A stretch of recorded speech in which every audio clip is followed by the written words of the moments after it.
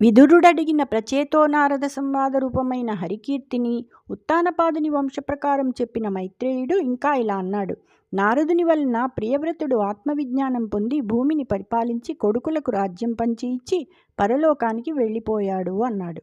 ఇదంతా విని విదురుడు మైత్రేయ మహర్షి పాదాలను శిరస్సున, శ్రీహరి పాదాలను మనస్సున ధరించి మైత్రేయునితో ఇలా అన్నాడు. మునీశ్వరా, కరుణాసముద్రుడవైన నీచేత భక్తవత్సలుడైన శ్రీహరి తత్వం తెలుసుకున్నాను అని వినయంతో ఆయన పాదాలకు నమస్కరించాడు. ఆ తర్వాత విదురుడు ఆ ముని వద్ద సెలవు తీసుకుని బంధుదర్శనం కోసం సంతోషంతో హస్తిపురానికి వెళ్ళాడు అని ఎంతో దయతో శుకుడు పరీక్షిత్తుకు చెప్పాడు.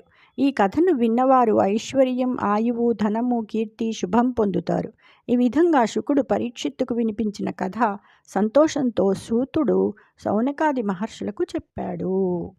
సరసవచో విలాస గుణసాగర సాగర మేఖలా మహీభరణ దురంధర ప్రకట భవ్య భుజాభుజగేంద్ర రాజశేఖర ఖరదూషణ ప్రముఖ గాఢతమః పటల ప్రచండ భాస్కర కరకంఠ కార్ముక విఖండన ఖేళన భక్త పాలన.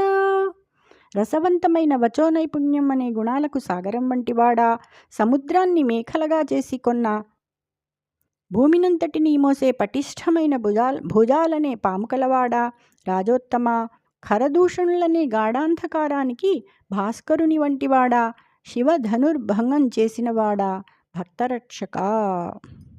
ఈ పద్యంలో ముక్తపదగ్రస్తము అనే అలంకారం ప్రయోగింపబడింది. ఒక పద్యపాదంలోని చివరి పదంతో తరువాతి పాదం మొదలు పెట్టడం అన్నమాట. జై శ్రీకృష్ణ.